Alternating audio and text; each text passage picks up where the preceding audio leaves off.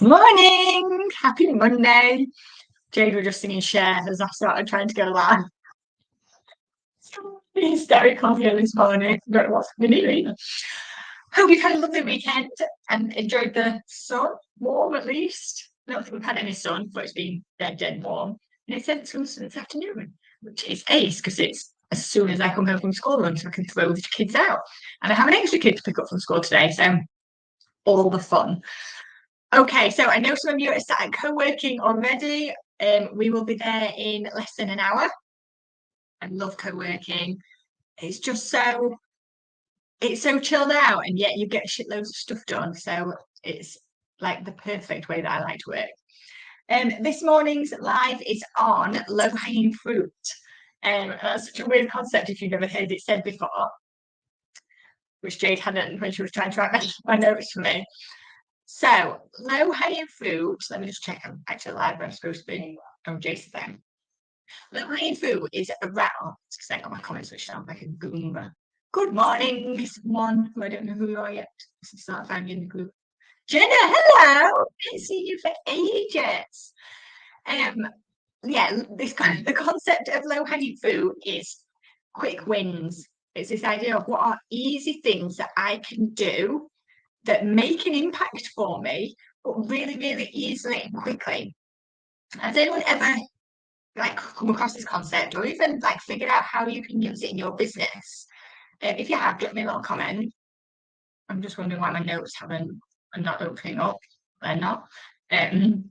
So I'm going entirely making this up right now. Oh no, it's there. Who's put the fruit comment on? Hey, Jenna, tell it your name before. You're corporate all the time. I know. It's time you win. It's time you win this all the time. And corporate just occasionally when you have to. Like me. So this concept of quick wins and low hanging fruit, it's something that you can. So I use it in lots and lots of different ways, but it's one way that it allows you to be able to reuse things that you've already done in your business potentially and use a lot less energy doing it. So for example, it could be something like reusing a marketing campaign that's worked in your business previously. So, for example, if you had a good Christmas campaign or a good Black Friday that's coming up, a good Black Friday campaign that worked really well in your business, reuse it. This idea that we have to create new content and create new stuff all the time is bollocks. Figure out what it is that you could reuse and redo that gives you those easy, quick wins. So, this September that's just gone, I did a back to business 5-day challenge. It's very, very likely when next September comes around, I will reuse that almost exactly as it is. I might have a quick look through it. I've got such bad PMT that I can't talk, I've got no words. Does anyone else get that? They just cannot speak properly. So yeah, I'll probably reuse that 5-day challenge almost exactly as it is. The emails are set up for it already, the graphics are already made for it, and it can become an annual thing that I use to kind of pep everyone up in September without creating more work for myself. And it is a really, really easy win. Another idea to kind of jump onto this low-hanging fruit principle is retarget some of your former customers to increase sales. And this can apply in whatever work you are in. So if you're a baker, I talked about this in strategy day. If you're a baker, a cake maker, if you know you've made a 4th birthday cake for a client, make sure you're messaging them in 11 months' time. Say, it's your child's 5th birthday soon. Can you believe it? Would you like a cake? So you can retarget former customers. Therapy is still the same. I can catch up with people in 6 months, in a year time, and just check in and see how they're doing. Websites, when I build a website for someone, I can contact them and ask if they want to look at a bit of a refresh for their website. So it's almost a discounted rate, but it's a low-hanging fruit. It's an easy-ish win from someone who's already worked with you. You've already established this no like trust idea. So yeah, it's low-hanging. It's easy to pick off. That's the third why it's called this. One way I've been working with Donna, for example, in Geek Fashion is this idea of focus on your core products right now. So your low-hanging fruit are products that you sell really, really well. What about expanding that range rather than trying to create new products, which means you have to have different templates and different ways of working? It's what you've got already that you could potentially expand the range. So it would be much easier for Donna who makes skirts, who's up in Edinburgh right now, having just smashed Comic-Con this weekend. Much easier for Donna to make skirts with an expanded range with just a different pattern around the bottom than it is for her to go off into a whole new area. So she does things like hand warmers and scarves, and unless she's already started that, or unless she's intending it to be a range, the low-hanging fruit is create some sort of exclusive design, something that's really, really easy, but in a pattern that you already know about. So something like that is a really good idea of low-hanging fruit. And then potentially something like, when we did MailerLite, and we've talked about MailerLite lots of times, the big MailerLite course that we've got sale over on the website, when I talked about MailerLite, and I talked about segmenting customers down into different categories depending on, for you and your business, whatever. For me, it might be like people who are local, people who are new business owners, who are established business owners, people who are in different price brackets of business ownership, as in that they're turning over under 50k, under 100k, etc. You can start breaking your customers down into subsets, and you could easily offer different customers different products. So, for example, Strategy Day is a good one of mine. So my Strategy Day prices are going up. If anybody who came on the last Strategy Day, they can book it at that current price that they paid for this one. So it's a really low-hanging fruit. It's an easy win, and the customer gets something else, something better out of it. So something like that can be a really, really clever one. Really, really low-hanging fruit is to collect email addresses in return for something. So again, when we talk about the opt-ins on MailerLite, low-hanging fruit is make something that your customers want and give it them for free in return for their email address, which you can then use for other things. I think when I'm thinking about low-hanging fruit, then what I'm generally thinking of is, what do you already have that you could package up potentially or sell really, really easily that is almost a no-brainer for your client? So one of my most lucrative, I guess, low-hanging fruit offers is when I do sort of shit sessions. So I offer out our sessions, and I haven't done them for ages because I'm full and busy, but I used to offer out our sessions for £99 on just a one-off. Here you go. We can just talk about any single one of your products or one of your problems for 1 hour, and that's that. And it's just a really easy sell, because people often don't want to come into therapy or coaching. They just want to talk about something that they've got going on. My Sort Your Shit sessions were the perfect low-hanging fruit for me. They were accessible enough for people to buy. They got lots and lots of value out of them. And then often it did lead to longer coaching packages, etc., especially for people who didn't know me well before or hadn't worked with me much before. But then other ones are things like creating a little planner. So I have my course of the year planner. Sorry.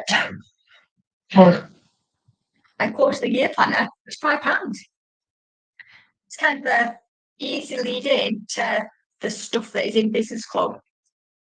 Business Club, actually, for me, in fact, I thought about this one as a low-hanging fruit. So recently I rebranded Business Club, and we now have Business Club Pro, and we have Business Club, and anyone can join Business Club for free. If you're watching this and you're not in Business Club, you can come and join for free now.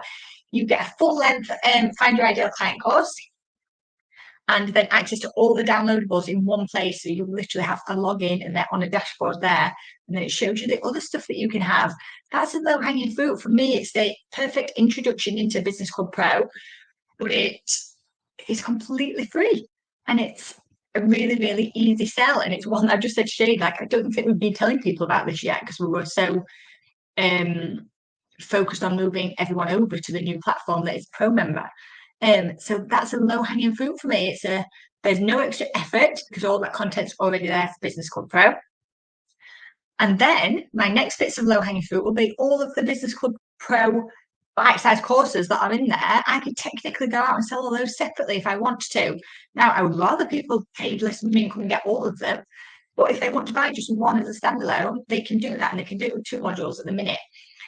But yeah, that will be my next low-hanging fruit. It's looking at looking at how you can package things together, how you can make something easy, how you can create something that's just a no-brainer for your potential future clients to want, or how you make something that you do in your business really, really easy and kind of streamlined. Things like recycling content and evergreen content. Having social be to run your social media for me is absolutely low-hanging fruit.